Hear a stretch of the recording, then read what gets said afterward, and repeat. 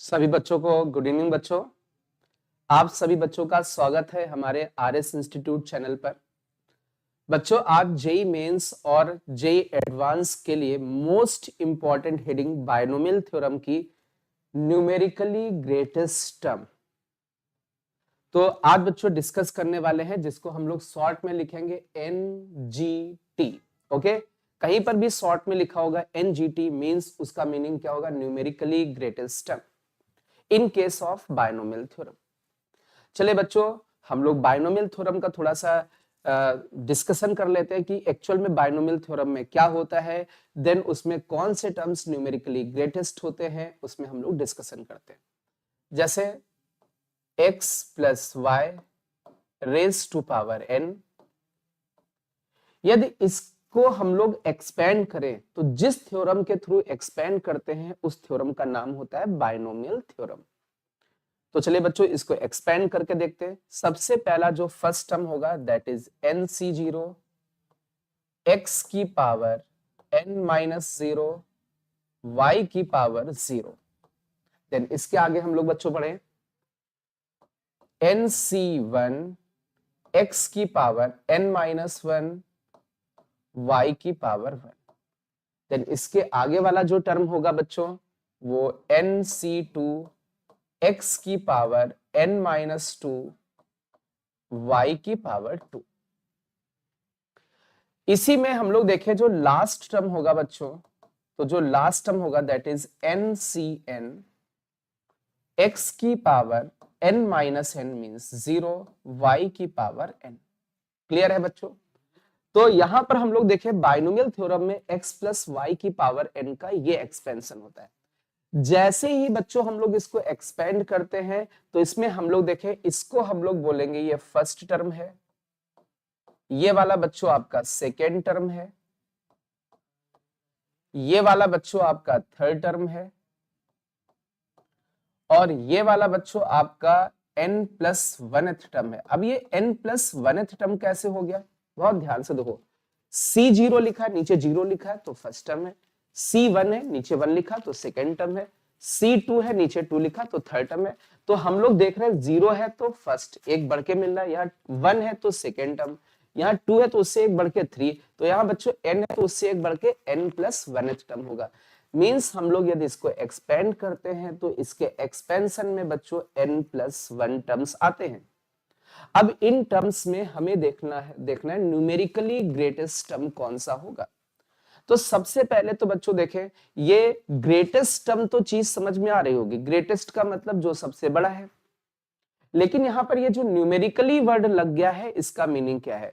जैसे late us consider, हमने कुछ नंबर्स लिए 2 माइनस 3 5 माइनस 7 एंड 3। हम इससे पूछे बेटा इसमें ग्रेटेस्ट नंबर कौन सा है, तो आप बोलोगे सर ग्रेटेस्ट नंबर 5 है।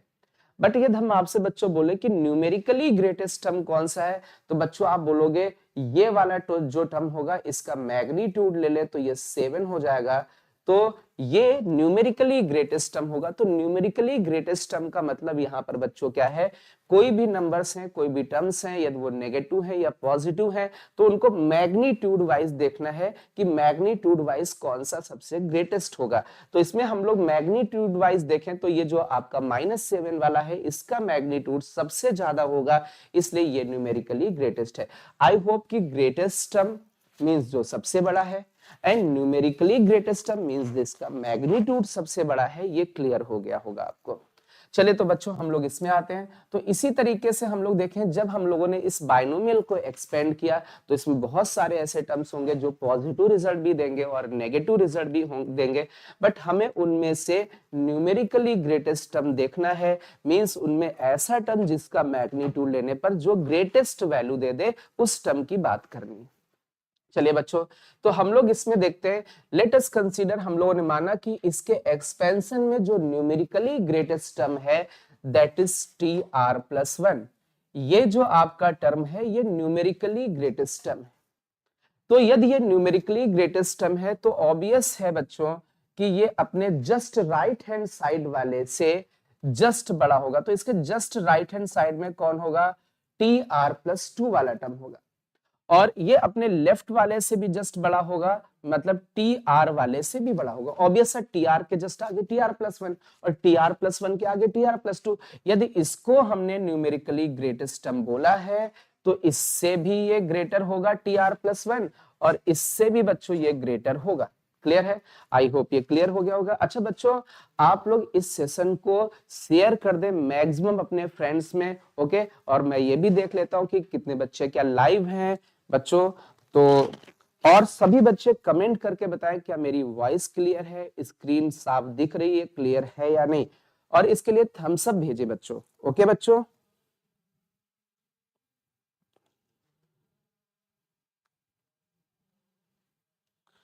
चलिए सभी बच्चे थम्स अप भेजें, ओके। सभी बच्चों को गुड इवनिंग। आशु, आयुष, शिवम, अपूर्व, मोहम्मद आरिश, शिवी, नवनीत, इन सभी बच्चों को मेरी तरफ से गुड इवनिंग। और बहुत ही इंपॉर्टेंट टॉपिक पढ़ रहे हैं, और आई होप कि ये जो टॉपिक बच्चों हम लोग पढ़ रहे हैं वो जेईई मेंस और एडवांस में इसी का क्वेश्चन आ जाए तो वो आपके लिए बहुत ही बेनिफिशियल होगा, क्योंकि आप यहाँ पर हमारे साथ लाइव है तो ये सेशन आपके लिए बहुत ही बेनिफिशियल होने वाला है, ओके। यहाँ पर एक बच्चे ने बोला सर, सीवी ने बोला sir T R plus one T R plus two से बड़ा कैसे है, एक बार बता दीजिए। बेटा that depends on x and y, अभी हम लोग देखेंगे। हमने माना है कि ये टर्म बड़ा है, सबसे बड़ा है, तो ऑब्वियस है ये इनमें जितने भी टर्म्स होंगे वो सबसे बड़ा होगा। अभी हम लोग इसका बच्चों डिस्कशन करने वाले हैं, ओके बच्चों। तो सभी बच्चे इस सेशन को जरूर शेयर करें जिससे कि मैक्सिमम स्टूडेंट्स का फायदा हो सके। क्यों, मैंने एक बार फिर से बोला कि ये जेईई मेंस और एडवांस का सबसे मोस्ट इंपॉर्टेंट टॉपिक है बच्चों, ठीक है। तो चलिए बच्चों हम लोग इसमें आगे बढ़ते हैं, इसका थोड़ा सा डिस्कशन करते हैं। चलिए बहुत ध्यान से बच्चों देखें, तो हमने इसको न्यूमेरिकली ग्रेटेस्ट टर्म माना है, ठीक है। तो थोड़ा सा यहाँ पर एक चीज और डिस्कस कर लेते हैं, जैसे कि आपका ये बाइनोमियल थ्योरम है, इसका जो जनरल टर्म है, मींस कोई भी टर्म बच्चों फाइंड करना है तो जनरल टर्म फाइंड करने के लिए हम लोग यूज करते हैं T R plus one. Means R plus one term find करना है तो इसका जो जनरल टर्म होगा that is n C R, first term की power n minus are and second term की पावर r। मींस कभी भी इस बाइनोमियल थ्योरम में आपको कोई टर्म फाइंड करना है, याद रखना है, उसके लिए जो जनरल टर्म यूज करोगे that is T R plus one, that is n C R X की power n minus R Y की पावर r। अब इसमें एक चीज बच्चों देखो, यदि r की जगह हम लोग 0 रख दें तो ये t बन जाएगा, और r की जगह 1 रख दें तो r की जगह 1 रखते ही 1 प्लस 1 ये t2 बन जाएगा। तो जो भी टर्म निकालना होगा that depends on r। Clear है? अच्छा अब बच्चों ये आई होप कि इतनी बात तो सबको क्लियर हो गई होगी। तो बच्चों हम लोगों ने यहाँ पर जो ग्रेटेस्ट टर्म अपना माना है, न्यूमेरिकली ग्रेटेस्ट टर्म, वो ऐसा लेट किया है, एज्यूम किया है कि ये न्यूमेरिकली ग्रेटेस्ट टर्म है। कौन सा न्यूमेरिकली ग्रेटेस्ट टर्म है बच्चों? That is T R plus one is numerically greatest term. Means ये टर्म इससे भी ग्रेटर होगा। किससे होगा? T R plus one is greater than और इक्वल टू टी आर। ऐसा एज्यूम किया गया है, ऐसा माना गया है कि ये वाला जो टर्म होगा इससे ग्रेटेस्ट होगा, इससे बड़ा होगा या इक्वल भी हो सकता है। तो बच्चों जैसे हम लोग we know that T R plus one को लिखना चाहते हैं। अच्छा यहां पर एक चीज और है बच्चों, और ध्यान से, ये टर्म के साथ साथ न्यूमेरिकली ग्रेटेस्ट टर्म है, तो यहां पर बच्चों हम लोगों को क्या लेना पड़ेगा? मॉड लेना पड़ेगा। क्या ये बात सबको क्लियर है बेटा? यहां पर क्योंकि हम लोगों ने न्यूमेरिकली ग्रेटेस्ट टर्म की बात की है, क्या मॉड लगेगा? क्या ये बात सबको समझ में आ रही है? ये सभी बच्चों को ये बात समझ में आ रही है मॉड वाली? तो सभी बच्चे इसमें थम्स अप भेजेंगे बच्चों, सभी बच्चों की तरफ से थम्स अप चाहिए जिससे कि मुझे भी दिख सके हाँ मेरे साथ बच्चे लाइव हैं और एक्टिव हैं, क्योंकि मेरा मेन फोकस तो अभी क्वेश्चन की तरफ होगा, आपसे उतना आपकी कमेंट पे फोकस नहीं कर पाऊंगा। चलिए बच्चों मैक्सिमम बच्चे थम्स अप भेजें जिससे कि हम आगे बढ़ सके बच्चों। चलिए सभी बच्चों की तरफ से थम्स अप चाहिए, और वो थम्स अप पीने वाला थम्स अप नहीं, पेप्सी कोका कोला नहीं है ना, ये वाले थम्स अप जो होते हैं ये भेजने हैं आपको, ओके बच्चों। चलिए बच्चों तो हम लोग आते हैं इस पे, बहुत ध्यान से देखो बेटा, इसको हम लोगों ने numerically greatest term T R plus one वाले को माना है, तो इसमें हम लोग लेके चलते हैं mod. We know that T R plus one is n C r x की power n minus are and y की पावर r बच्चों, and this is greater than और इक्वल टू, यदि हम लोग टी आर की बात करें तो टी आर में क्या हो जाएगा? That is n C r minus one हो जाएगा। मींस हमें यदि rth टर्म निकालना है तो मींस जो पर्टिकुलर टर्म निकालना होता है उसमें r की एक जस्ट वैल्यू छोटी रखनी होती है। जैसे यहाँ r प्लस 1th टर्म था तो r की जगह r रखा, और rth टर्म है तो r की जगह r माइनस 1 रखोगे, तो x की जो पावर हो जाएगी n माइनस r प्लस 1 हो जाएगी, मींस इन दोनों का डिफरेंस आता है, और जो y की पावर आ जाएगी दैट इज r माइनस 1 आ जाएगी। चलिए बच्चों इसमें हम लोग थोड़ा सा इसको सिंप्लीफाई करते हैं। आप यहाँ पर बच्चों देखो, जैसे ये वाली जो क्वांटिटी लिखी हुई है इसमें x की पावर n माइनस आर है, और यहाँ पर हम लोग देखें तो x की पावर कितनी n माइनस आर प्लस 1 है। तो इन दोनों में आपको ये दिख रहा है कि इसमें एक कम पावर है, इसमें एक ज्यादा है, तो जब इनको आपस में कैंसिल वैंसिल करोगे तो यहाँ पर x बच जाएगा। चलिए इसी में यदि हम लोग देखें, जैसे ये y की पावर r लिखा हुआ है तो ये y की पावर r है, और ये इस जगह पर y की पावर r माइनस 1 है, तो यहाँ जस्ट एक पावर कम है और यहाँ जस्ट एक पावर ज्यादा है। जब इनको आपस में कैंसिल वैंसिल करोगे तो यहाँ पर आपका एक y बच जाएगा। चलिए इसको हम लोग यहाँ पर एनसीआर को थोड़ा सा सॉल्व करते हैं। NCR is n factorial upon n minus r का फैक्टोरियल, और बच्चों यहाँ पर नीचे आ जाएगा r फैक्टोरियल, और इस जगह पर बच्चों अपना ये y बच रहा था इधर उधर कैंसिल वैंसिल करने पर, तो ये बच्चों y बच गया और ये मॉड लग गया बच्चों। दिस इज ग्रेटर देन और इक्वल टू। अब इसको थोड़ा सा NCR माइनस 1 को हम लोग सॉल्व करते हैं, तो इसका मीनिंग होगा n factorial upon n minus r plus 1 का फैक्टोरियल, और नीचे आपका r माइनस 1 का फैक्टोरियल बच्चों लिखा हुआ है। क्लियर है बच्चों? चलिए आगे हम लोग देखें, इसमें इस साइड आपका x बच रहा था क्योंकि यहाँ जस्ट एक x की पावर कम है और यहाँ बच्चों एक जस्ट ज्यादा पावर है, तो इस जगह पर बच्चों आपका ये x बच रहा है और इन पे सब पे लगा हुआ था मॉड। अब इधर बच्चों देखें तो क्या ये n फैक्टोरियल अपना इस n फैक्टोरियल को उड़ा देगा? बिल्कुल उड़ जाएंगे ये दोनों, और इनइक्वालिटी लगी है बट ये चीजें आपकी पॉजिटिव ही होंगी, नेगेटिव नहीं होंगी, इसलिए इनइक्वालिटी पे कोई फर्क नहीं पड़ने वाला है बच्चों। चलिए अब यहाँ पर हम लोग देखें बच्चों, ये r फैक्टोरियल और यहाँ पर r माइनस 1 का फैक्टोरियल, थोड़ा इसको भी हम लोगों को सिंप्लीफाई करना पड़ेगा बच्चों, तो इसको हम लोग थोड़ा सा सिंप्लीफाई करके देखते हैं। चलिए इसको सिंप्लीफाई करें तो n फैक्टोरियल से n फैक्टोरियल तो आपका चला गया, मॉड के अंदर इस जगह पर कितना बच रहा है? r minus n minus r और n माइनस r प्लस 1 ये ग्रेटर है, तो इसके फैक्टोरियल को हम लोग रिड्यूस करेंगे, मतलब ये वाला जो पोर्शन है ये पोर्शन इसको उड़ाएगा, बट इसमें आपका कुछ बचेगा। क्या बचेगा? n माइनस आर प्लस 1 बचेगा। क्लियर है बच्चों? और इन दोनों में जैसे यहाँ r माइनस 1 का फैक्टोरियल और यहाँ पर r का फैक्टोरियल है, तो इसमें देखें r फैक्टोरियल को हम लोग क्या लिखेंगे? r और उससे एक जस्ट कम r माइनस 1 उसका फैक्टोरियल, तो r माइनस 1 का फैक्टोरियल, r माइनस 1 का फैक्टोरियल कट करके इधर r बचेगा। और फिर से यही चीज देख लो, जैसे ये क्वांटिटी इसका फैक्टोरियल लिखना है तो यही सेम चीज लिखोगे n माइनस आर प्लस 1, और इनटू में क्या करोगे? इसमें एक जब कम करोगे तो n माइनस आर बचेगा, उसका फैक्टोरियल इसके फैक्टोरियल को कट करेगा। तो जो चीजें कट जा रही है वो हम लोग देख रहे हैं। यहाँ पर आपका ये r बच रहा है क्योंकि इसके साथ कट करके ये दिख रहा है, और आपका क्या बचा था? y बचा था। क्लियर? तो इसको हम लोग यहाँ पर लिख सकते हैं mod y by r, mod y by r बच रहा है, and this is greater than और इक्वल टू n फैक्टोरियल से n फैक्टोरियल जा चुका है, इस जगह पर जो आपका बच रहा है वो n माइनस आर प्लस 1 और ऊपर x बच रहा है, तो x upon n minus r plus 1 ये क्वांटिटी आपकी बच रही है, और बच्चों इस पे भी क्या लग जाएगा? मॉड लग जाएगा। चलिए बच्चों तो हम लोग यहां से एक चीज और देखते हैं कि थोड़ा सा इसको और सिंप्लीफाई करने की कोशिश करते हैं। एक काम करते हैं, x और y वाले एक पास लेके आते हैं बच्चों, तो इस y को उस साइड भेज दें, तो जैसे ही y को भेजोगे उस साइड, और ये n माइनस आर प्लस 1 को इधर भेज दें, तो n माइनस आर प्लस 1 और अपॉन में ये क्वांटिटी r हो जाएगी, और इसका भी मॉड हो जाएगा, and this is greater than और इक्वल टू y वाली क्वांटिटी इस साइड आ जाएगी। अब बच्चों यहाँ पर एक आपकी तरफ से क्वेश्चन हो सकता है, सर इनइक्वालिटी में कैसे आप क्रॉस मल्टीप्लाई वगैरह कर रहे हैं और इनइक्वालिटी कोई चेंज नहीं हो रही है? तो हमें यहाँ पर पता है n हमेशा r से ग्रेटर या उसके इक्वल होता है, और उसमें 1 ऐड कर दोगे तो ये क्वांटिटी आपकी पॉजिटिव क्वांटिटी ही होगी। इट मींस ये पॉजिटिव क्वांटिटीज हैं तो हम लोग इनको क्रॉस मल्टीप्लाई वगैरह कर सकते हैं, और जैसे ये मॉड y और मॉड x मैग्नीट्यूड के टर्म में तो इनको भी क्रॉस मल्टीप्लाई कर सकते हैं।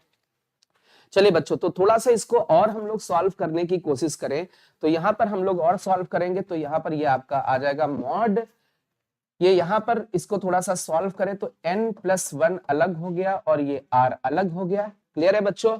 और r/r का मतलब ये 1 हो जाएगा एंड दिस ये आपका ऐसा कुछ निकल के आ जाएगा। क्लियर है बच्चों? And this is greater than और equal to mod of x/y। थोड़ा सा इसको और सॉल्व करते हैं। अच्छा एक चीज बच्चों देखो, n हमेशा r से ग्रेटर होता है, इतनी बात तो सबको क्लियर हो गई।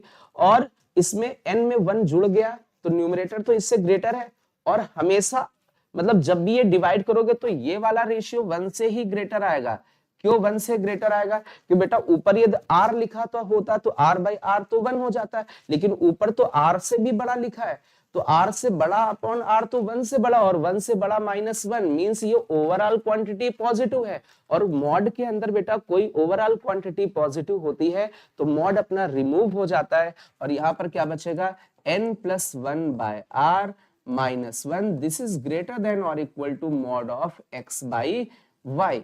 आई होप ये बात सबको क्लियर हुई होगी। तो इसी के जस्ट आगे हम लोग इसमें बच्चों चलते हैं। इसके जस्ट आगे हम लोग यहाँ पर ये रफ हो गया है इसको ऊपर करने में, तो बच्चों आप लोग उसको देख लेना। ये आपको ऊपर ओके, थोड़ा सा बोर्ड हैंग कर रहा है आई थिंक आज।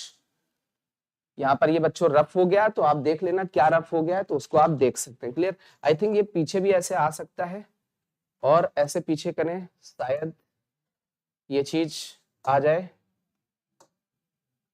हाँ ये चीज जो रफ हो गई है तो आपकी आ चुकी है। ठीक है, चलिए इसके आगे बच्चों हम लोग देखें। इसके आगे थोड़ा सा हम लोग इसको सॉल्व करने की कोशिश करते हैं। चलिए बच्चों अब बहुत ध्यान से बहुत अच्छे से देखो, यहां पर एक काम करते हैं, इस -1 को इस साइड भेज देते हैं। जैसे ही -1 को इस साइड भेजोगे तो n+1/r this is greater than और equal to mod of x/y +1 ये क्वांटिटी हो जाएगी। क्लियर है बच्चों? अब यहां पर इसका रेसिप्रोकल कर देते हैं, तो रेसिप्रोकल करने पर r/n+1 this is less than और equal to, we know that inequality में रेसिप्रोकल करने पर इनइक्वालिटी साइन चेंज हो जाती है, 1 मॉड ऑफ x/y +1 हो जाएगा। और ये वाला इधर क्रॉस मल्टीप्लाई हो जाएगा बच्चों, तो r की वैल्यू लेस देन और इक्वल टू ये हो जाएगा n+1, इधर क्रॉस मल्टीप्लाई हो जाएगा तो n+1 मॉड ऑफ x/y +1। बहुत ही इंपॉर्टेंट रिजल्ट बच्चों निकल के आ रहा है यहां से। तो यहां से हम लोगों ने देखा जो r की वैल्यू है दैट इज लेस देन और equal to n+1 mod of x+1 mod of x/y +1। Clear है बच्चों? तो जैसे हम लोगों ने थोड़ी देर पहले बच्चों देखा था कि tr+1 का जो मॉड होगा दैट इज ग्रेटर देन और इक्वल टू मॉड ऑफ, हम लोगों ने बच्चों tr लिया, तो इसके थ्रू इसको जब हम लोगों ने सिंप्लीफाई किया तो सिंप्लीफाई करने पर बच्चों जो r की वैल्यू निकल के आ रही है that is less than or equal to n+1, that is less than or equal to n+1 upon में mod of x/y +1। I hope कि ये बात सबको क्लियर हो गई होगी। यदि ये बात सबको क्लियर हो गई है तो सभी बच्चे बच्चों थम्स अप भेजें, सभी बच्चे इसमें थम्स अप भेजें। बहुत अच्छा लग रहा है, कई सारे बच्चे लाइव हैं आप लोग और इंटरेक्ट कर रहे हैं। अच्छा एक बच्चा कह रहा है please upload today's lecture of binomial theorem. Okay बच्चा ठीक है, अंशु, शिवम, प्रत्यूष, ओके कई सारे बच्चे हैं, गुड, बहुत अच्छा लग रहा है कि आप लोग लाइव हैं और बहुत ही इंपॉर्टेंट चीज, बहुत ही अच्छी चीज डिस्कस कर रहे हैं। थोड़ा सा डिफिकल्ट भी है क्योंकि कैलकुलेशन इतनी तगड़ी हो रही है इसमें, तो बहुत ही ध्यान से देखने वाली चीजें हैं और बहुत कंसंट्रेट करोगे, फोकस करोगे तब जाकर के ये चीज समझ में आने वाली। मतलब मोस्ट डिफिकल्ट पार्ट है आपका बायनोमियल थ्योरम का बच्चों ये पोर्शन। चलिए अच्छा इसी में हम लोगों ने बच्चों एक चीज और लिखी थी, tr+1 इससे ग्रेटर या इक्वल होगा, या हम लोगों ने ऐसा भी बोला था tr+1 इज ग्रेटर देन और इक्वल टू, हम लोगों ने बेटा लिया था tr+2 और इसके मॉड से भी ग्रेटर होगा क्योंकि न्यूमेरिकली ग्रेटेस्ट लिया था। तो सिमिलरली जैसे बच्चों हम लोगों ने ऊपर वाली इनइक्वालिटी को सॉल्व किया है वैसे ही इस इनइक्वालिटी को सेकेंड वाली इनइक्वालिटी को सॉल्व करेंगे।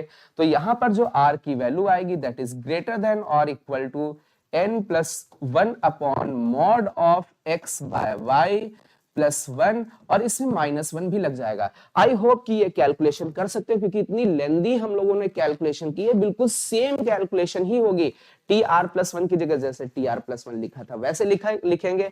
यहाँ टी आर प्लस टू की जगह हम लोग क्या लिखेंगे, एन सी, और आर की जगह आर प्लस वन आ जाएगा। आई होप ये बात तो सबको क्लियर होगी, है ना। और आप इसको सिंप्लीफाई करोगे तो ये चीज निकल के आएगी। अच्छा, यहां से हमें एक चीज और दिख गई कि ये जो बेटा आर के बारे में इंफॉर्मेशन आ रही है, R is less than this quantity, तो आर किससे लेस होना चाहिए, लेस देन और equal to n plus one upon mod of x by y plus one, and this is greater than और equal to, r is greater than और equal to n plus one upon mod of x by y plus one, और ये minus one. तो जो r वाली quantity है इस quantity से ग्रेटर होगी और इस क्वांटिटी से लेस होगी। इसी चीज को बच्चों थोड़ा सा और हम लोग सिंपल सी भाषा में लिखने की कोशिश करेंगे। कैसे सिंपल सी भाषा में लिखने की कोशिश करेंगे, बहुत ध्यान से बहुत अच्छे से समझना बेटा। इसमें हम लोग बच्चों क्या करने वाले हैं, बहुत बढ़िया ढंग से समझना। जैसे कि ये जो क्वांटिटी आपकी लिखी हुई है n plus one upon mod of x by y plus one, इसको हम लोग m मान लेते हैं। तो m इक्वल टू आपका हो जाएगा बच्चों n plus one upon mod of x by y plus one, ये क्वांटिटी बच्चों हो जाएगी। तो यहां से यदि इस बड़े से खतरनाक से फॉर्मूले को हम छोटा करना चाहें तो यहाँ पर r की वैल्यू हो जाएगी ग्रेटर देन और इक्वल टू, बेटा इसको m माना है तो m minus one and less than और इक्वल टू m। तो जो r की वैल्यू लाई करेगी वो किसके बीच में लाई करेगी, m माइनस वन से m के बीच में, फॉर न्यूमेरिकली ग्रेटेस्ट टर्म। यदि हम लोग थोड़ा सा इसको और देखें, बहुत ध्यान से अच्छे से समझने की कोशिश करें, इसको थोड़ा सा इसको छोटा कर लेते जिससे कि पूरा का पूरा जितना हम लोगों ने पढ़ा है तो वो पूरा आपको दिख सके। आई होप कि ये बात सबको समझ में आ रही होगी।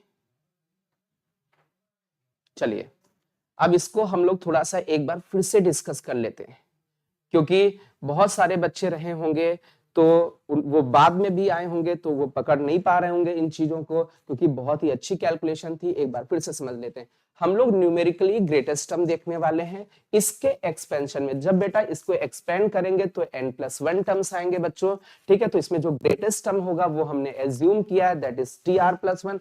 और यदि ये न्यूमेरिकली ग्रेटेस्ट है टर्म है तो टी आर से भी ग्रेटर होगा और टी आर प्लस टू से भी ग्रेटर होगा, और इनके इक्वल भी हो सकता है। तो हमने एक बार लिखा बेटा T R plus one is greater than और इक्वल टू टी आर। एक ये इनइक्वालिटी है, जैसे यहाँ पर ये आपकी फर्स्ट इनइक्वालिटी। तो जैसे इसको हम लोगों ने बच्चों सॉल्व किया, यहाँ से जो आपकी इंफॉर्मेशन निकल के आई that is R is less than और equal to n plus one upon mod of x by y plus one निकल के आया। और सिमिलरली एक दूसरी भी इनइक्वालिटी यहां पर बनेगी, कैसे बनेगी, T R plus one is greater than और equal to T R plus two बनेगा।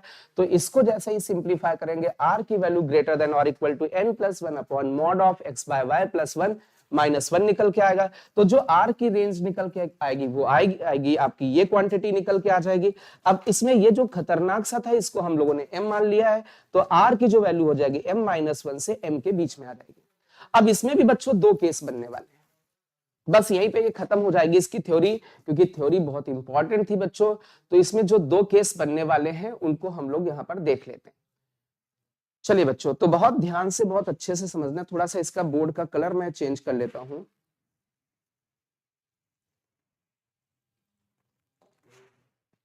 चलिए बच्चों, बहुत ध्यान से अच्छे से समझने की कोशिश करना है।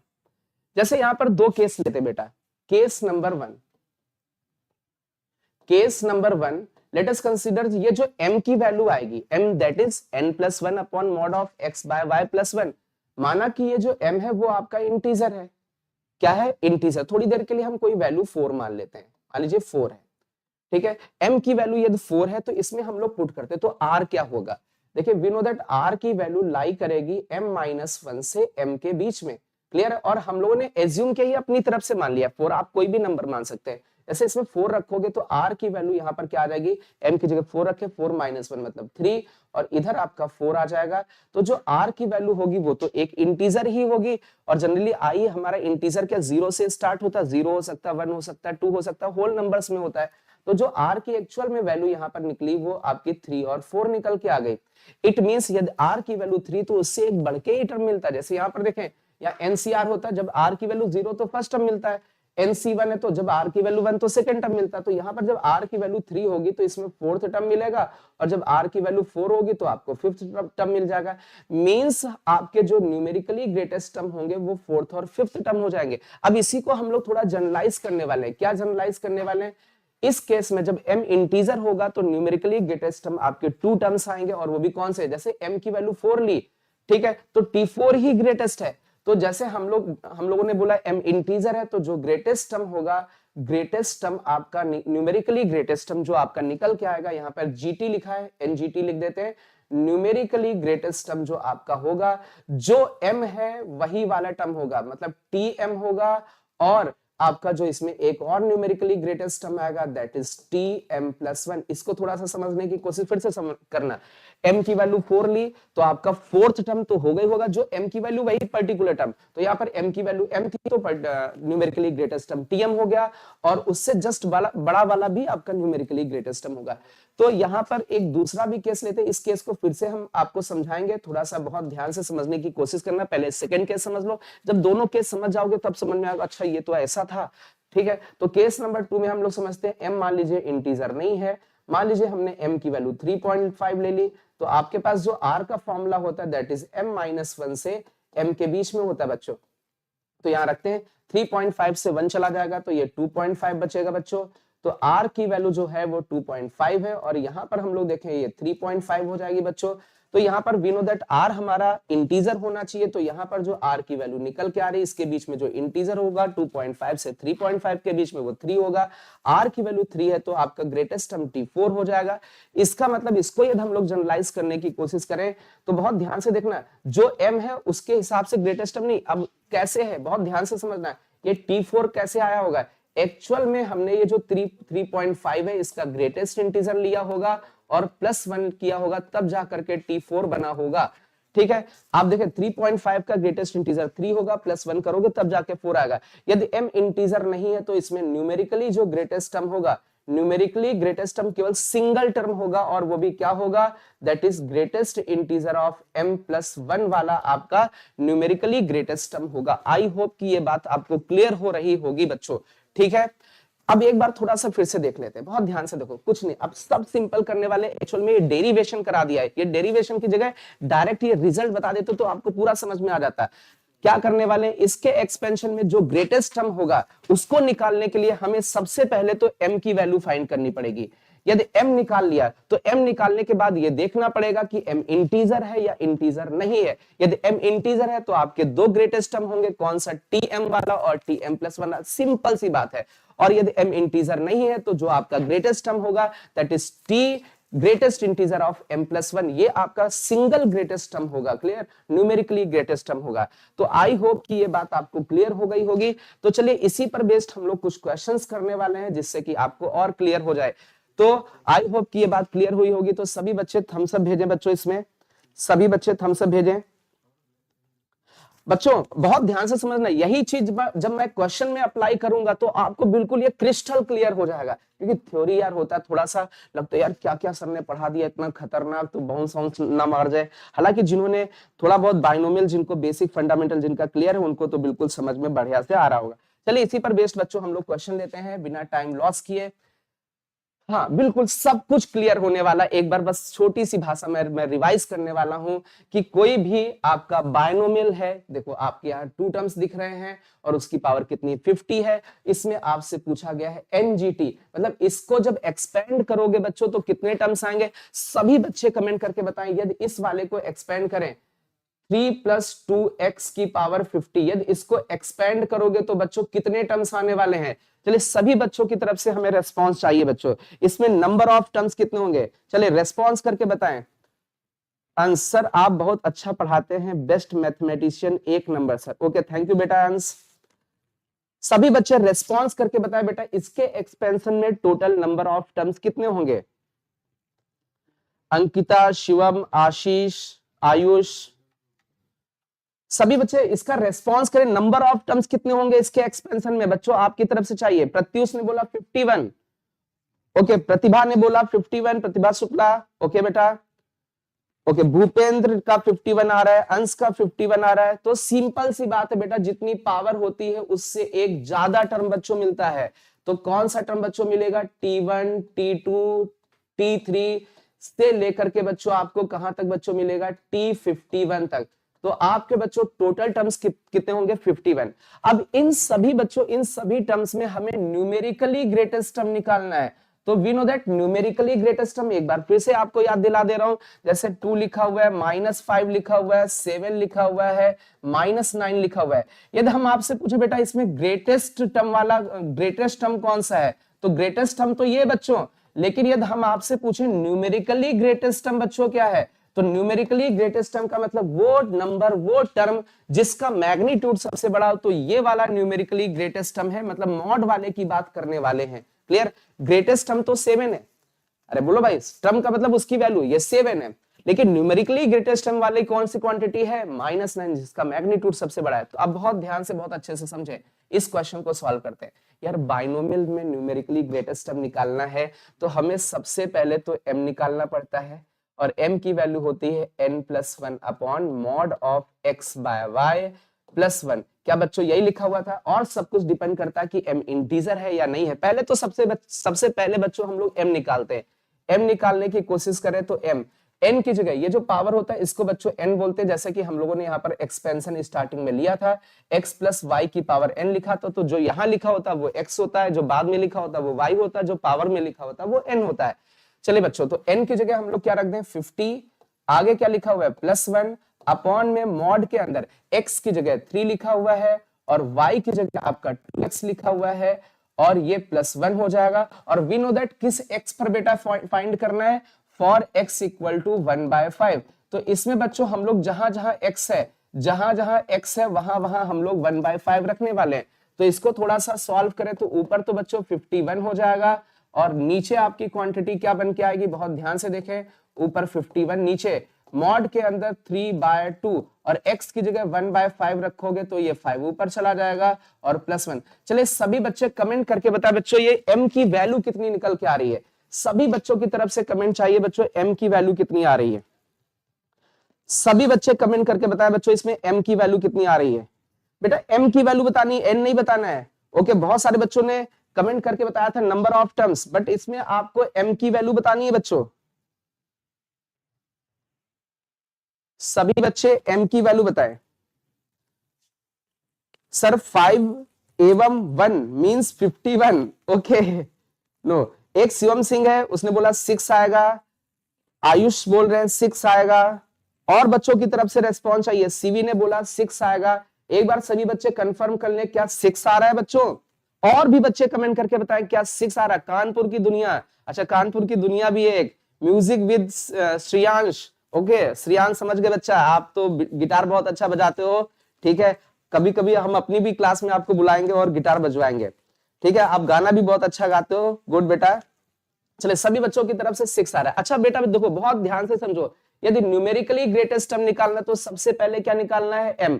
अब m में दो केस होते हैं, या तो m इंटीजर होगा या इंटीजर नहीं होगा। तो ये m कैसा है बच्चों? इंटीजर है। यदि m बच्चों इंटीजर है तो आपके न्यूमेरिकली ग्रेटेस्ट टर्म 2 होंगे। न्यूमेरिकली ग्रेटेस्ट टर्म कितने होंगे बच्चों? 2 होंगे, और वो भी कौन कौन से होंगे बेटा?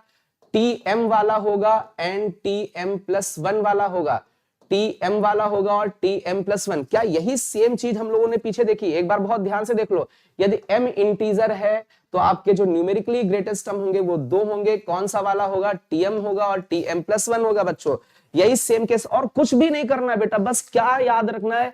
न्यूमेरिकली ग्रेटेस्ट टर्म में m याद रखना है। m के 2 केस हो सकते हैं, या तो इंटीजर है या इंटीजर नहीं है। m इंटीजर है तो न्यूमेरिकली ग्रेटेस्ट टर्म आपका tm और tm+1 होगा। तो यहां पर हम लोग देख लेते हैं न्यूमेरिकली ग्रेटेस्ट टर्म कौन कौन से होने वाले हैं बच्चों। तो न्यूमेरिकली ग्रेटेस्ट टर्म आपके होने वाले हैं, m की वैल्यू आपकी बच्चों 6 है, तो आपका 6th टर्म न्यूमेरिकली ग्रेटेस्ट होगा, एंड 7th टर्म भी आपका न्यूमेरिकली ग्रेटेस्ट टर्म होगा। मींस इन दिस एक्सपेंशन, इसके एक्सपेंशन में ऐसे 2 टर्म्स होंगे जिनका न्यूमेरिकली ग्रेटेस्ट वैल्यू आएगा। मींस जो सबसे ग्रेटेस्ट वैल्यू देंगे, मींस मॉड के रेस्पेक्ट में हम लोग उसको बोल रहे हैं। आई होप ये बात क्लियर हो गई होगी, या सभी बच्चों को ये बात क्लियर हो गई है तो सभी बच्चे थम्स अप भेजें। कितना आसान क्वेश्चन था, थ्योरी थोड़ी सी टफ थी। थ्योरी तो देख करके कुछ बच्चे स्टार्टिंग में भाग गए होंगे कि ये सर सब क्या पढ़ा रहे बच्चों, आईआईटी में क्या आएगा, वही जिससे डर रहे हो तुम। आसान आसान नहीं कि आप बहुत ही मतलब सिंपल सी चीजें हो और बिल्कुल 1+2 लिखा हो, ऐसा आईआईटी में आएगा नहीं आने वाला बेटा। ये सब जो मैंने बताया है, जो लॉजिक बताए हैं, इनके पीछे जो कॉन्सेप्ट छुपा हुआ है वही कॉन्सेप्ट, ये डायरेक्ट रिजल्ट भी बहुत मुश्किल होता है। ये बेटा ये जो कॉन्सेप्ट डिराइव हुए हैं जेईई एडवांस में, इन्हीं कॉन्सेप्ट पर ही नए क्वेश्चंस बन जाते हैं। इनके पीछे जो डेरिवेशन के पीछे लॉजिक है, लॉजिक्स पर क्वेश्चंस बनते हैं। Directly formula based question JEE में आ जाए ये बहुत बड़ी बात होती, बहुत मुश्किल होता है बेटा आ जाए। क्लियर है बच्चों, बहुत आसान है। एक बार देखो न्यूमेरिकली ग्रेटेस्ट टर्म क्या निकालना है, एम। एम निकालना है, दो केस, एम यदि इंटीजर है तो दो टर्म ग्रेटेस्ट होंगे, टीएम और टीएम+1, और एम इंटीजर नहीं है तो आपका greatest integer of m+1 death वाला टर्म आपका न्यूमेरिकली ग्रेटेस्ट होगा। चलिए बच्चों, तो हम लोग आई होप ये क्लियर हो गया होगा, तो हम लोग आगे चलते हैं ये वाला। तो अब आपकी बारी है बच्चों, अब आपको कमेंट करके बताना है कि इसमें कौन सा टर्म न्यूमेरिकली ग्रेटेस्ट टर्म होगा। ये आपके लिए क्वेश्चन है बेटा। अब मैंने सब कुछ सिखा दिया है, अब आप सीख चुके हैं, अब आपको अप्लाई करना, आपकी तरफ से आंसर आना चाहिए। और यदि बच्चों आपकी तरफ से आंसर आएगा तो मुझे भी अच्छा लगेगा कि हाँ हमने अपने बच्चों को सिखा दिया है, हमारे बच्चे सॉल्व कर पा रहे हैं। तो चलिए बच्चों, पेन और कॉपी उठाएं, उस पे पेन चलाएं और अच्छे से सॉल्व करके देखते हैं सबसे पहले कौन आंसर करता है बच्चों। देखते हैं सबसे पहले कौन आंसर करता है। चले बच्चों देखते हैं सबसे पहले कौन आंसर करता है बच्चों। अंश ने बोला 102/17। श्रेयांश बोल रहे हैं thank you sir.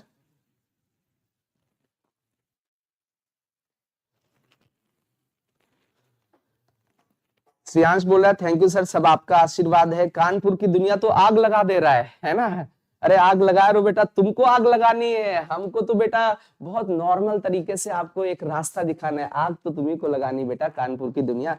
Tanishq, Ankita, Ayush राज सब थंब भेज रहे हैं, बट मैं क्वेश्चन पूछ रहा हूँ बेटा, थंब पे मत जाओ, अभी पहले इसका सोल्यूशन बताओ। यदि आप इसका सोल्यूशन बता दोगे तो आप मेरे लिए सबसे आगे हो जाओगे बच्चों, है ना। जो सबसे पहले आंसर करेगा, जो सबसे पहले आंसर करेगा, देखते हैं सबसे पहले कौन आंसर करता है, सबसे पहली पोजीशन पर कौन आता है, सबसे पहला रिजल्ट कौन देता है। हाँ, जो बच्चे बाद में आए होंगे उनके लिए सिंपल सी बात है, जितनी भी थ्योरी बताई 1 मिनट में सब कुछ खत्म हो जाएगा। कभी भी बाइनोमियल दिखे उसका ग्रेटेस्ट टर्म निकालना हो तो सबसे पहले एम निकाले बच्चों। एम निकालने का तरीका होता है n+1 अपॉन में मॉड ऑफ x/y+1। ठीक है, ये m निकाले। इसमें भी दो केसेस बनते हैं, इसमें दो केस क्या बनेंगे, या तो m इंटीजर होगा या फिर m इंटीजर नहीं होगा। ओके बच्चों, तो अब बेटा यदि m इंटीजर होगा बच्चों, तो m इंटीजर होगा तो आपके दो ग्रेट न्यूमेरिकली ग्रेटेस्ट टर्म होंगे tm और tm+1। और यदि m इंटीजर नहीं होगा बच्चों तो आपका जो ग्रेटेस्ट टर्म होगा वो t greatest integer of m+1 होगा। तो बस ये कहानी है, जितना भी पढ़ाया कुछ नहीं बचा, बस यही उसका समरी है, यही उसका सार है, यही याद रखना है। ठीक है, लेकिन बेटा यदि एडवांस क्रैक करना है तो वो पूरा डेरिवेशन, पूरा लॉजिक सब याद रखना है बच्चों। समझ में आ रहा है। इससे काम तो जेईई मेंस में बस चलेगा, ये जेईई मेंस में अप्लाई होगा। लेकिन वो जो चीज, जो सबसे इंपॉर्टेंट चीज थी, जो लॉजिक था, वो एडवांस में अप्लाई होगा। चलिए बच्चों, क्योंकि हमें तो आपको दोनों चीजें, दोनों रास्ते दिखाने हैं। अभी पास में आपका जेईई मेंस का एग्जाम, बाद में एडवांस का है, तो हम तो ऐसे पढ़ा रहे हैं जिसमें मेंस में भी काम चले और एडवांस में भी काम चले। चलिए, तो बच्चों ने कमेंट किया होगा, एक बार देख लेते हैं सबसे पहले किसका आंसर आया था। चलिए, कानपुर की दुनिया ने 3 आंसर दिया है, आयुष राज ने 5 दिया है, ओके, शिवम सिंह ने 6 दिया है। बहुत सारे बच्चे आंसर कर रहे हैं और सबसे ज्यादा आंसर्स आ रहे हैं ये शिवम सेठ ब्लॉग ने, तो हर बार T6 इतनी बार आंसर कर दिया कि सर नाम तो लो एक बार, शिवम कौन है, शिवम सेठ ब्लॉग। तो बच्चा हमने आपका नाम ले लिया, बार बार उसको एक ही आंसर नहीं करना है। जब हम दूसरा क्वेश्चन देंगे तो सबसे पहले आपको आंसर करना है, उसके लिए तैयार रहना है आपको बच्चा। ठीक है, चलिए इसको हम लोग एक बार सॉल्व करके देख लेते हैं। अच्छा, न्यूमेरिकली ग्रेटेस्ट टर्म कितना आसान बना दिया सर ने, क्या सीधे सीधे m निकालना है। m निकालने के लिए ये फॉर्मूला आपके पास है, n की जगह कितना लिखा हुआ है बच्चों, 8+1 अपॉन में मॉड ऑफ x की जगह बच्चों कौन है, 1 है, अपॉन में y की जगह बच्चों कौन है, 4x है, और ये आपका +1 हो जाएगा। यहां पर x की वैल्यू आपको बच्चों दे रखी 1/3। जब x की वैल्यू आप 1/3 यहां पर पुट करोगे तो ऊपर तो 9 हो जाएगा, मॉड के अंदर 1/4, यहाँ 1/3 रखोगे तो ये 1/3, ये कुछ ऐसा हो जाएगा और ये +1 हो जाएगा। एक बार बच्चों आप लोग ये बताएं कि m की वैल्यू कितनी आ रही है, सभी बच्चे कमेंट करके बताएं एक बार m कितना आ रहा है, m कमेंट करके बताओ बच्चों। निशांत वोरा, अच्छा सर आपका लॉजिक तो ठीक है लेकिन मुझे ओके तो ये फर्जी की जो आईडीज हैं है ना बेटा, इन पे हम गौर नहीं करते हैं। आप जैसे लोग है ना, आप अपना टाइम यहाँ बर्बाद करने हो, आपका तो कुछ नहीं होने वाला। इतना भद्दा कमेंट करते हो यार, तुम्हारे माँ बाप ने क्या इसीलिए तुमको पैदा किया था? तुम अपनी उस पैदाइश पे चले जाओ बेटा, कितना शर्म आती होगी तुम्हारे माँ बाप को। इस कमेंट तुमने जो कमेंट किया है बेटा, किसी के लिए कमेंट किया, लेकिन तुम्हारे माँ बाप के लिए सोच लो बेटा, क्या तुमको इसीलिए पैदा किया था किसी और के ऊपर कमेंट करने के लिए? यहाँ बच्चे हैं, स्टूडेंट्स पढ़ रहे हैं, विद्या ग्रहण कर रहे हैं, सरस्वती ले रहे हैं, और तुम्हारे जैसे गंदे बच्चे जो ये कमेंट कर रहे हैं, या कौन हो आप, बच्चे हो या क्या हो, बच्चे तो नहीं हो सकते हो तुम, है ना। पीडब्ल्यू के हो तुम।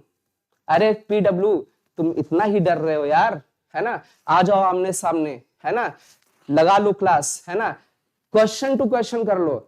कुछ नहीं यार, इतने गंदे क्वेश्चन आपको कमेंट नहीं करने चाहिए, है ना। आप मैथ्स के हो टीचर, हाँ, निशांत वोरा आपका नाम है, ऐसे कमेंट करोगे? गलत बात है बेटा, मैं सीधे नाम ले रहा हूं, आपका कमेंट है, आप मेरे इस लेक्चर पे कमेंट कर रहे हो। और इतनी गंदी कैसी पैदाइश है आपकी, आपके माँ बाप को भी शर्म आ जाएगी आपके ऊपर, शर्म नहीं आती आपको? इतने स्टार टीचर हो करके ऐसी घटिया हरकत करते हो आप। चलिए बच्चों, हम अपने बच्चों पे आते हैं। इन लोगों पे ध्यान नहीं देना है बच्चों, आपको गुस्सा दिला देते हैं ये लोग। चलिए बच्चों, ओके, शिवम सेठ ने आंसर किया है 5.14। 5.14। चलिए बच्चों, तो आप बहुत ध्यान से, बहुत अच्छे से समझे बेटा। m आपका इंटीजर नहीं है, और बेटा इंटीजर नहीं है तो जो आपका न्यूमेरिकली ग्रेटेस्ट टर्म होगा, numerically greatest term, that is t, greatest integer of m, 5.14 + 1, and we know that बच्चों 5.14 का जो ग्रेटेस्ट इंटीजर होगा दैट इज 5 होगा। 5 + 1 we get 6th term. Okay, कई सारे मेरे बच्चों ने आंसर किया था, जिसको देख के कुछ लोग घबरा गए कि यार हमारे बच्चे इतना सॉल्व कर ले रहे हैं, यहाँ तो कुछ अलग ही हो रहा है। तो उन लोगों पे हालांकि ध्यान नहीं देना, हम लोग अपनी पढ़ाई पे चलते बच्चों।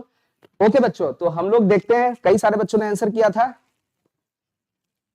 ओके, कानपुर की दुनिया कह रहा है सर सही किया सर। बेटा ऐसे लोगों के लिए अब तो मैं बात भी नहीं करूंगा, मुझे बात नहीं करना, मुझे तो घृणा आ रही है, मैं अपने जवान से उनके लिए क्या बोलूं यार बेटा, है ना। चलिए बच्चों आगे बढ़ते हैं। चलिए सभी बच्चों की तरफ से मुझे कमेंट चाहिए। यहां पर न्यूमेरिकली ग्रेटेस्ट कोफिशिएंट लिखा हुआ है, थोड़ा सा बच्चों इस चीज को समझा देते हैं, क्योंकि अभी तक हम लोगों ने न्यूमेरिकली ग्रेटेस्ट टर्म पढ़ा था, बट यहां पर आ चुका है न्यूमेरिकली ग्रेटेस्ट कोफिशिएंट। तो बच्चों एक चीज समझ लो बेटा, जैसे x + y का होल स्क्वायर है, कुछ है कुछ नहीं, कुछ बस थोड़ा सा नाम बदला है, काम वही है बच्चों। जैसे x + y का होल स्क्वायर है तो x² प्लस का 2xy प्लस का y²। बहुत ध्यान से देखो बेटा, यहाँ 1 लिखा है, यहाँ 2 लिखा है, यहाँ 1 है। अब इन्होंने बोला है कि न्यूमेरिकली ग्रेटेस्ट कोफिशिएंट कौन सा होगा, तो बेटा कोफिशिएंट में तो वेरिएबल की बात नहीं करने वाले, तो इसको हम लोग छुपा देते हैं, इसको भी छुपा देते हैं और इसको भी छुपा देते हैं। तो जब छुपाया तो बेटा आपको केवल कौन दिखेगा, 1, 2 और 1 दिखेगा। तो इसमें हम लोग देखें इसमें जो आपका ग्रेटेस्ट वाला टर्म है वही एक तरीके से आपका न्यूमेरिकली ग्रेटेस्ट कोफिशिएंट दे रहा है। लेकिन कब बेटा, जब हम लोग ये जो वेरिएबल है x को 1 मान लें और y को भी 1 मान लें, तभी ये आपका इस तरीके से हो पा रहा है। तो कभी भी बेटा न्यूमेरिकली ग्रेटेस्ट कोफिशिएंट की बात की जाए तो सिंपल सा है, आपको क्या करना है, वेरिएबल्स को 1 मान लेना है। यदि वेरिएबल्स को 1 मानोगे तो आपका जो ग्रेटेस्ट न्यूमेरिकली ग्रेटेस्ट कोफिशिएंट होगा वो उसी के करस्पॉन्डिंग आएगा जो आपका न्यूमेरिकली ग्रेटेस्ट टर्म होगा। तो सेम प्रोसेस आपको करना है बच्चों। तो इसमें हम लोगों को सबसे पहले क्या करना है, m निकालना है। तो चलिए सभी बच्चे कमेंट करके बताओ कि बेटा इसका आंसर क्या आएगा। आंसर बताना है, m नहीं बताना है, इसका ओवरऑल आंसर बताना है। तो सबसे पहले देखते हैं, सबसे पहले किसका कमेंट आएगा बच्चों। चलिए देखते बच्चों,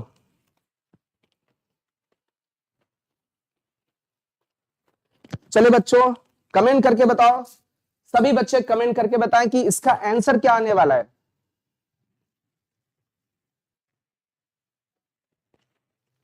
चलिए सभी बच्चे कमेंट करके बताओ बच्चों, इसका क्या आंसर आने वाला है। कानपुर दुनिया ने आंसर किया है 8। ओके, और भी बच्चे कमेंट करके बताएं बेटा इसमें क्या आंसर आने वाला है। चलिए सभी बच्चे कमेंट करके बताएं। आई होप कि इजिली सॉल्व कर सकते हो। एम की वैल्यू निकालनी है तो n+1 अपॉन में mod of x by y plus 1 बच्चों, ये हो जाएगा। क्लियर है? तो चलिए इसमें वैल्यू मैं पुट कर देता हूं, आप लोग तो आंसर निकाल रहे होंगे। n की जगह आपका 21 है, प्लस 1 हो जाएगा अपॉन में मॉड x की जगह बच्चों क्या लिखा हुआ है 3x, और y की जगह क्या लिखा हुआ है आपका माइनस का 2 लिखा हुआ है और प्लस 1। यहां पर देखो बेटा फर्स्ट टर्म आपका 3x है, सेकंड वाला आपका -2 है, विथ साइन आपको चीजें लेनी है। क्लियर बच्चों? तो यहां पर x की वैल्यू, अच्छा x क्या करोगे, वी नो दैट कोफिशिएंट की बात है तो x को हमें 1 मानना पड़ेगा बच्चों। यहां पर आपको प्रॉब्लम हो सकती थी, तो x को जैसे ही 1 माना बच्चों तो ऊपर हो गया आपका 22 अपॉन में नीचे मॉड ले रहे तो नेगेटिव तो वैसे ही भी गायब हो जाएगा, तो मॉड ऑफ 3/2 हो जाएगा। 3/2 का मॉड 3 ही होता है बच्चों, और प्लस 1। यहां पर m की वैल्यू निकाल के देखो बेटा, आपका इंटीजर आ रहा है या पॉइंट में आ रहा है। चलिए अभी तक केवल एक ही बच्चे ने आंसर दिया है 8, आदर्श तिवारी भी बोल रहे हैं T8 होगा। तो चलिए बच्चों जिन बच्चों ने सॉल्व किया है इसको कैलकुलेट करके बताएं कि बेटा m की वैल्यू इंटीजर है या नॉन इंटीजर है या कितनी है। चलिए कमेंट करके बताएं। आशु सिंह भी बोल रहे हैं 8 होगा, शुभांग सिंह गौर बोल रहे हैं -21 C7, और अच्छा वो शुभांश सिंह ने क्या बोला कि आंसर किया है, कौन सा आंसर, जो आपका ग्रेटेस्ट टर्म आएगा उसकी वैल्यू को भी आंसर कर दिया शुभांश सिंह ने। बेटा बहुत ही अच्छा किया आपने, बहुत ही आंसर अच्छा किया है। लेकिन हम लोग ये कह रहे हैं कि कौन सा टर्म है, यहां पर हम लोग फाइंड करने की कोशिश कर रहे हैं। क्लियर बच्चों? अंकिता कानपुर बोल रही है सर 8 आ रहा है। ओके, आयुष राज बोल रहे हैं 8 आ रहा है, अपूर्व 8 आ रहा है। बच्चों आप एक बार ये बता दो, अच्छा म्यूजिक विद श्रेयांश बोल रहे सर 8.8 आ रहा है इसका आंसर, m की वैल्यू 8.8 है। तो जो 8.8 आ रहा है does not belongs to z बच्चों, ये z को बिलोंग नहीं करेगा बेटा, मींस इंटीजर नहीं होगा। जब बच्चों इंटीजर नहीं होगा तो न्यूमेरिकली जो ग्रेटेस्ट टर्म होगा बच्चों, न्यूमेरिकली ग्रेटेस्ट टर्म क्या हो जाएगा, t greatest integer of m।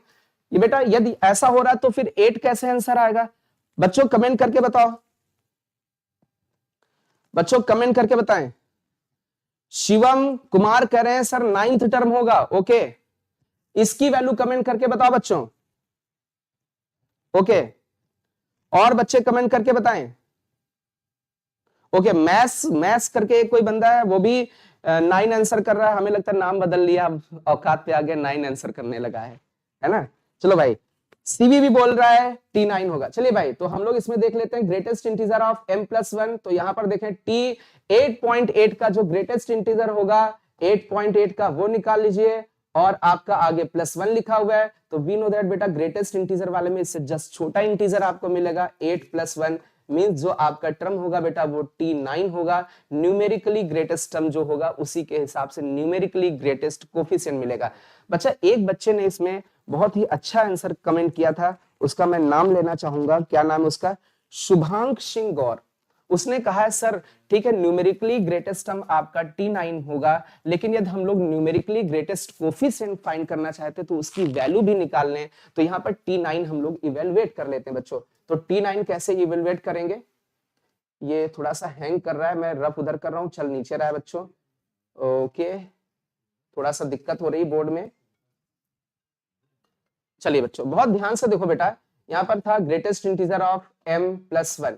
चलिए तो हम लोग 9th टर्म बच्चों निकालते हैं, तो वी नो दैट बेटा tr+1 that is ncr x की power n minus r y की पावर r बच्चों।